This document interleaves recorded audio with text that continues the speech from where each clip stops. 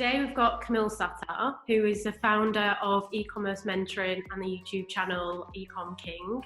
I'm really excited. He's going to share some of his dropshipping advice, tell us about how he built his stores, give some tips for beginners. Hopefully we're all going to learn a lot. Thank you so much for dedicating some time today, Kamil.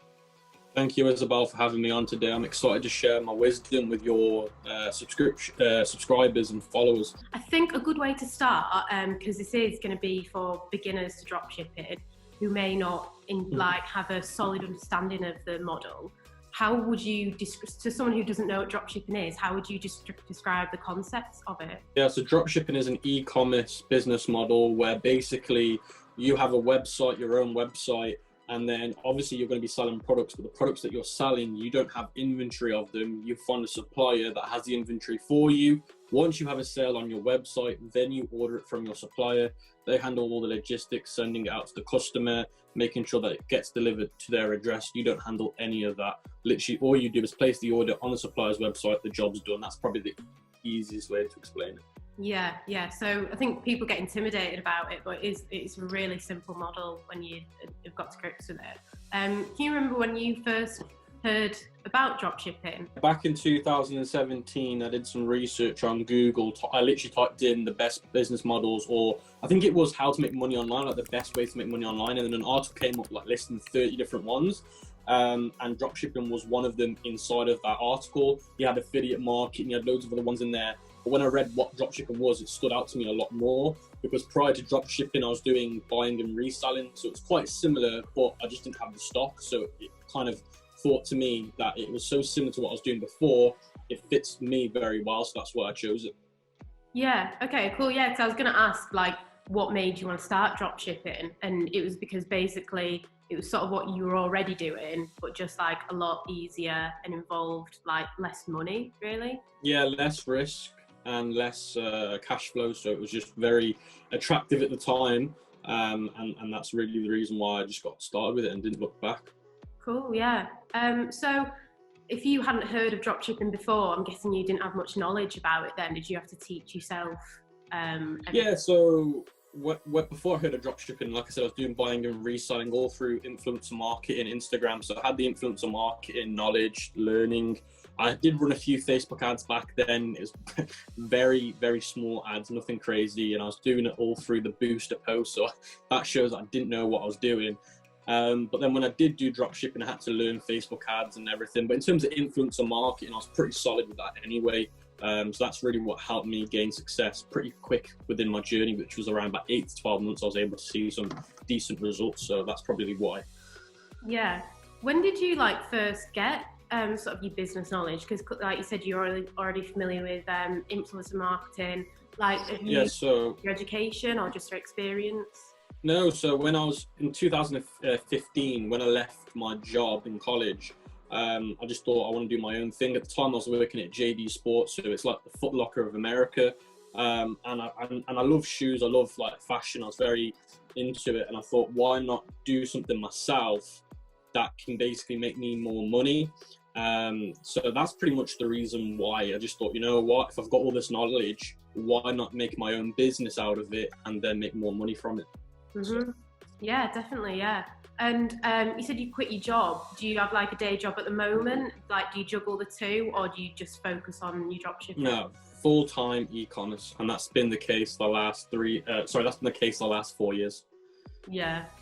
So that must be so much more fun than your day job at JD Sports. Yeah, so it's amazing because obviously I can choose when to wake up. I can choose when I want to go away for a holiday. As long as I've got a good Wi-Fi connection, then I can do my business and make very good money for my age. So I can't be more than grateful.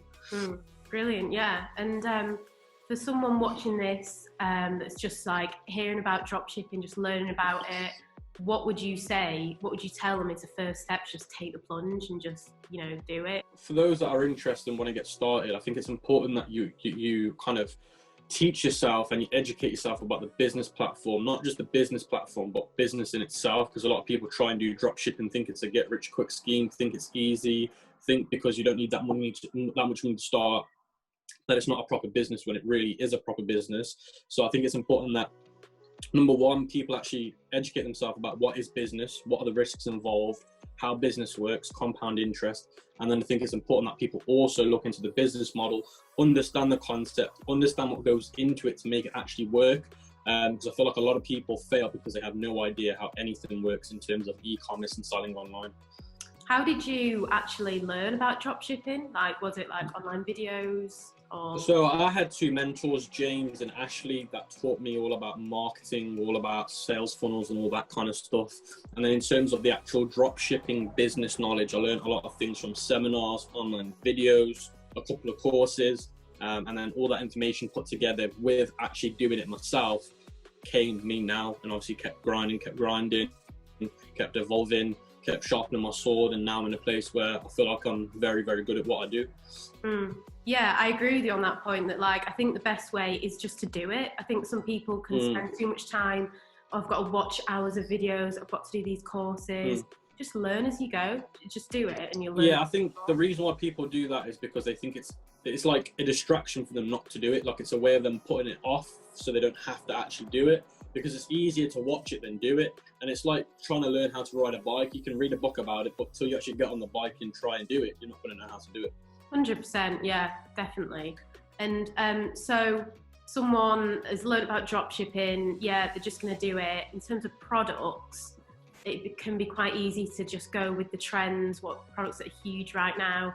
Do you think it's worth going into a really saturated market? But as a beginner, I wouldn't recommend testing a saturated product because there's so much competition, there's so much cash flow that needs to go into it to compete with it. So I wouldn't do so. If you're somebody that knows what you're doing, then you can, because you can just change the marketing angle and be successful as long as you know what you're doing. But as a beginner, I would try and test something that's new. It doesn't have too many orders, and go with it, because if you go for something too competitive, it's going to cost you too much money. Yeah. And how did you decide on what products you wanted to sell in the beginning? What was that? So when I actually started, it was all about what I was interested in, and it still is today. Like, I won't sell something unless I know what I'm selling, unless I'm passionate about what that industry is. And the first ever product that was successful for me was an iPhone screen protector. And I'm a big tech nerd. I love my tech, so I knew everything about it. So that's the reason why it was able for me to be successful with that product, because I knew my target audience, I knew what would get their attention, I knew what my product was, so I knew how to sell it the best. That's definitely like a common theme amongst people who've been really successful in dropshipping. Everyone says just be passionate about it, because you can be better at selling it. Yeah, you can be motivated to get up in the morning. I think that is key to just selling something that you just don't really care about, because you're just not going to care about the business. Yeah, because if that's the case, you're forcing yourself to do it, and when you force yourself to do something, you're not going to do it properly. 100%, yeah. Do you think there's a way to spot a trend before it's happened? The best way to spot a trend before it happens is by going on social media, see if there's some influencers, not loads of influencers, talking about a certain product, and then looking on Google Trends on different search terms and seeing if they're trending. And look online, see if these products online that currently because you've got something called Google Shopping. Let's see how many people are selling that product on Google Shopping. Like, you don't want too many people selling it where it's just crazy.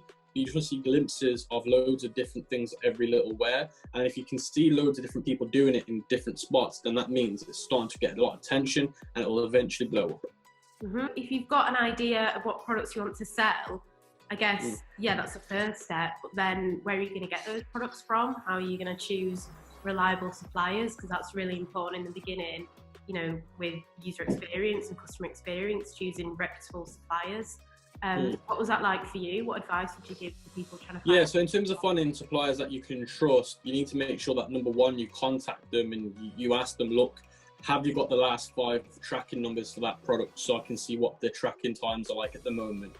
Can I see your history? Normally when you go on suppliers' websites, it will tell you their history, their positive feedback, how trustworthy are they. Do some due diligence, Google the company, their actual supplier name company, and see what they're about, see if there's anything negative about them. And then order a sample product to your house and see how long it takes, see what the experience is like, see what the communication is like. Apart from that, there is not much more you can really do unless you get a third party to validate them for you. Yeah. And how long did it take you to find your winning product that was like really like earning? Like... It was about 8 months. Yeah. And did you have to go through a few sort of not so great products? Yeah, it took me I think I went through about 6 or 7 products that I just wasted loads of time with, lots of money with, because when you get attached to a product, you don't want to give up on it, and I got into that phase, which really messed me around. Yeah, I think especially people that are really entrepreneurial, it's like, well, no, I don't want to give up. I want to make this product work. I can make it sales.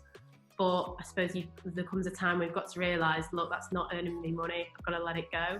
Was that difficult for you to realise?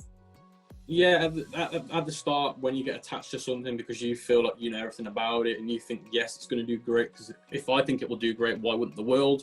And then you think, why give up on it? I need to keep going. And then you realise that you gotta detach your emotions to things. Is your company still running at the moment? Is that still what you're doing? Yeah, so we've got 5 dropshipping stores running at the moment. We've got a few branded stores as well at the moment, and we've got proper e-commerce brands as well. Cool, yeah. And what plans do you have for the future of your companies? So there's one company that I'm really focusing my time and energy and money on at the moment, and that's the lingerie company that my partner is working on a lot of the times, because we want to take that to a big brick and mortar store, so Victoria's Secret, so our version of that, and become a massive global presence in that industry. So I'm putting a lot of my time and effort into that. Also, I want to be able to basically put myself in the public eye to try and educate people on the whole business model as well, and that's really my goals for the future. Big thing people struggle with, no matter all the knowledge and the business running, and it's something you clearly don't struggle with, is motivation. Do you have any advice for people? Because everyone has down days where they feel a little bit deflated. Is there anything that keeps you motivated? Yeah, so motivation's always a problem for people, and the key is to have a reason bigger than you. If the only reason you're doing this is because for your own good, then you're going to quit on yourself. So you need to have things like your family, your mom, your dad, your grandkids, your potential kids. So for me, I'm always thinking about my kids. I've not even got kids yet, but what about if they were born? So I'm always motivating myself in the morning when I feel lazy to say, look, Cam, you need to get up, because your future kids are going to need you to get up so you can give them a good lifestyle. So it's not about you, it's about whoever else is around you, and it's important that you do that. Yeah, that's great advice. Yeah, not just thinking about yourself, about other people. Yeah, that's brilliant. So other people can learn maybe from your past mistakes. What are some errors you've made along the way with dropshipping? Yeah, so then one mistake, I've mentioned this already, is don't get attached to a product.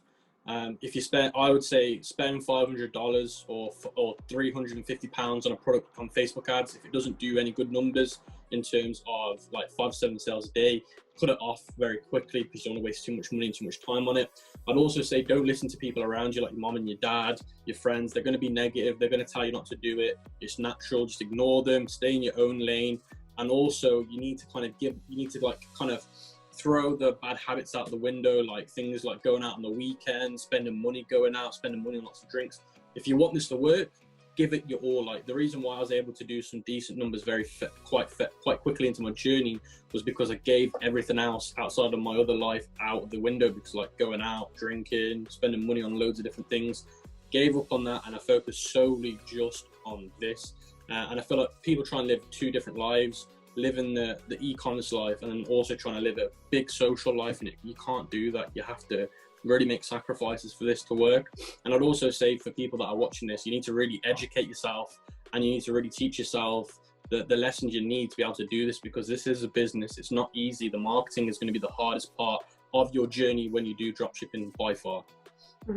Yeah, I think people see on Instagram the cars and all the expensive things people buy with dropshipping, and that's an amazing life. But from what you're saying, it is quite disciplined. It's not all there are rewards if you work hard, but the hard work has to come first and the discipline has to come first. And I think maybe some people might not realise that. The guys with the rented cars and the rented apartments, don't be fooled by them, because honestly most of them don't even make money doing this. They make money selling you a lifestyle. So if you want if you want people that are real to follow, the ones that are not showing off about their lifestyle, the ones that are in the trenches every day are the ones to follow. The ones that are bragging about their lifestyle are the ones you should avoid. Yeah, definitely. Well, yeah, I mean, it's been amazing to get your perspective on dropshipping. There's been some great nuggets of advice in there, especially for beginners. If people want to learn more about dropshipping, where can they find you online? Yeah, so my YouTube channel's like one of the biggest ones in the industry, the Ecom King. We've got 82,000 subscribers. You can find me on Instagram, Kamil Sattar Official, and you can also find me on ecommercementoring.com. That's great. Thank you so much. Thank you for your time. I've learned so much from you today. And yeah, people can find you on YouTube and learn loads more if they have more questions. So yeah, thanks so much, Kamil.